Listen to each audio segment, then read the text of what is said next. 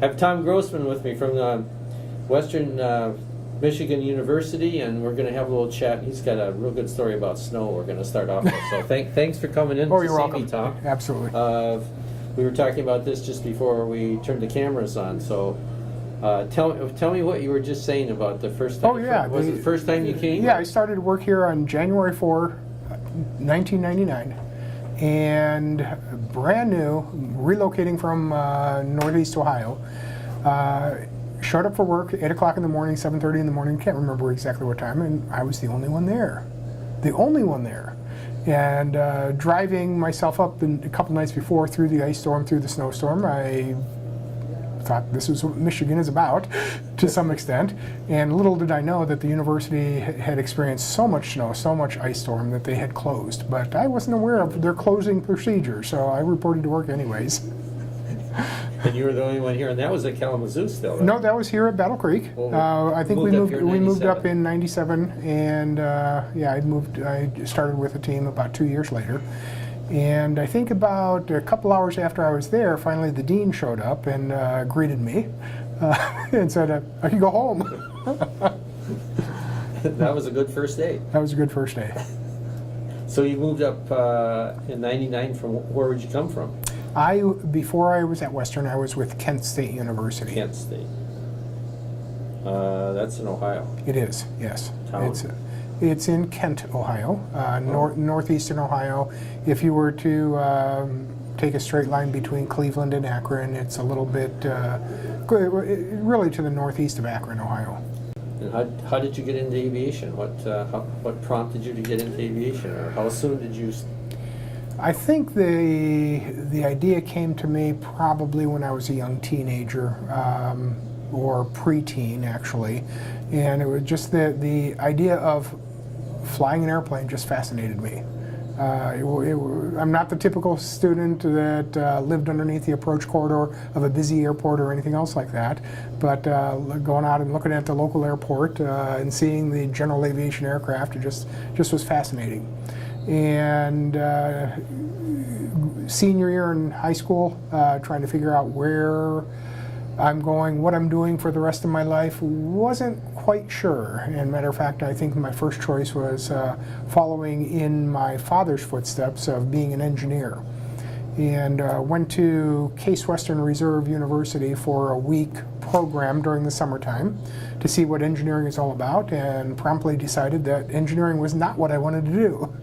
And so here I was during my senior year not knowing what to do, and I thought, well, what about aviation? And realized that there was a pretty nice aviation program just 30 miles away.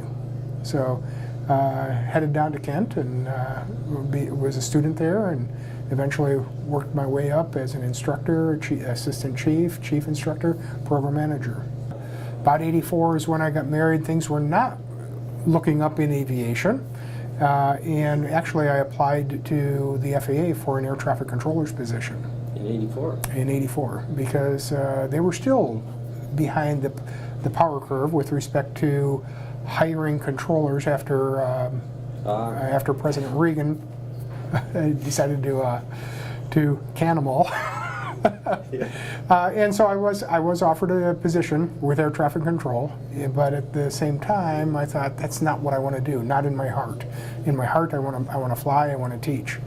And so I asked the FAA at that time. I said, "What happens if I decline you?" They said, "You're a solid candidate. You can call us back anytime in the next 365 days, and you'll have a job." So I said, well, okay, I'll give it one more year. And by that time, a faculty position opened up at Kent State. I applied for it. I received the position, and then continued there for 15 years or so. That's right. You came from Kent to here. Mm-hmm. I had a lot of interaction with Western Michigan University while at Kent, and because I often was traveling with the flight team, and we're both in the same flight team, same region. And I knew that they were opening this position as the chief flight instructor, so at about the last minute, I threw that in just to have an interview opportunity. I came here and I was astounded with what they are doing. And left after the interview and said, I need to be here. That Western knows what the future of aviation is all about, and they were very proactive about it. I believe so. I think that a lot of stuff was initiated back in Joe Dunlap's days, in the sense that Joe recognized that there was eventually going to be an extreme shortage of pilots worldwide, and we needed to figure out a way to train pilots to the quality that they could go right from a collegiate program into major air carriers. And so he did a lot of research with that. In matter of fact, in the late 1990s, established the International Pilot Training Center. And the idea there was not to do contract training as a sidearm or a business, but to do contract training with international students, similar to the way they do it elsewhere in the world, that they would leave here from the training program at Western and go directly into a Boeing or an Airbus. With the goal being, let's teach the American carriers that this is the wave of the future. And I think that we did a great job with that. Unfortunately, 9/11 came, and the entire aviation industry somewhat collapsed, and all the hiring associated with that fell down. So it was very difficult to bring that up. But Joe did have that foresight to look at the quality training to ensure that any graduate has the skill set and the knowledge set to go directly into a flight deck. Is the U.S. airline industry ready for that quite yet? Still probably not, just because of the regional air carrier system. But I think that if the regionals were able to hire less than the 1,000 hours that's mandated right now by Congress, I bet they would look to quality programs like Western to pull the graduates from those. And they are anyway, right? I mean, well, they are right now, but it does require that they hold the ATP, which is going to require at least the minimum of 1,000 hours flight time. Right. But the resources for the regionals are essentially all the teaching aviation universities in the country, right? That's Correct. a major source. That is. Yeah. So, I guess what Mr. Dunlap idea, it's come to pass. It has. I think that if organized right, it could probably be done without the 1,000-hour minimum. I think that you can establish a quality training program where a 250-hour pilot would be capable of going onto the flight deck under appropriate supervision, would be able to go onto the flight deck and be a competent pilot, commercial airline pilot. Do you foresee anything happening in legislation that would reduce that 1,000 hours if it was applied to, say, your syllabus here? I don't think right now.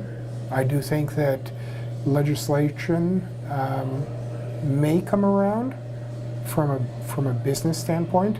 If it starts affecting the general public's ability to fly, there will be a different type of outcry compared to what initiated the requirement to have that ATP certificate. Which was a crash in Buffalo. It was, yes. Yeah. Well, that certainly makes sense, that if you feel it could be reducible, what's your best guess that you would attach to this new syllabus as far as total hours is concerned, which is kind of a misnomer when it really comes down to it anyway. This is kind of training that you get, whatever hours you have. I really don't think that that hours should be a minimum. Right. I think that competency should be a minimum. And if you can teach and test and verify that those competencies are existent, then that person should be allowed to go forward. Yeah, well, and that's proven in the military all the time. It is. And what do you mean by international training? I don't know. Well, back in the late 1990s and even into the early 2000s, the Western Michigan University did international training for for British Airways, Oh. for Emirates, Okay. for Aer Lingus, and for a private company that organized pilot training throughout Europe. I see. So you, they sent their personnel here and you trained them? And They sent their them back home? personnel here, yeah. We organized, it was a commercial program rather than a degree program. Right. And the students would be here for approximately 14 months. Okay. And there was certain requirements from the CAA and then evolved into the JAA that the testing, certain portions of the testing must be done back there on sovereign soil. Okay. So they would then go back to various parts of Europe to do the final instrument and the final multi-engine training. Okay. Yeah, I see that. And they were issued what they refer to as a frozen ATP. Sure. That they meet the requirements of the ATP, just not issued. They meet the competency of the ATP, but just not issued. Which was at that point probably just the hours. Essentially. I don't know the details on that. Yeah. Sounds good to me. It sounds like with the scenario that's coming up, there's something's going to have to be done along those lines. I don't think the hour requirement is the fix to safety. If you play the odds, yes, someone who has 1,000 hours is probably going to be better than someone that's got 200 hours. But you've got to look a lot more on the personality of that individual, the competencies of that individual, and honestly, you probably need to be doing that on a routine basis, because someone who has been on a flight deck for 5 years or 15 years may slip to the point where they're not suited to be on that flight deck anymore. Yeah. Tom, I hate to say to go, but Okay. thank you very much for coming in today, and Absolutely. I'm going to stop up again sometime. Maybe we can have a little bit longer discussion when that happens. Sounds great.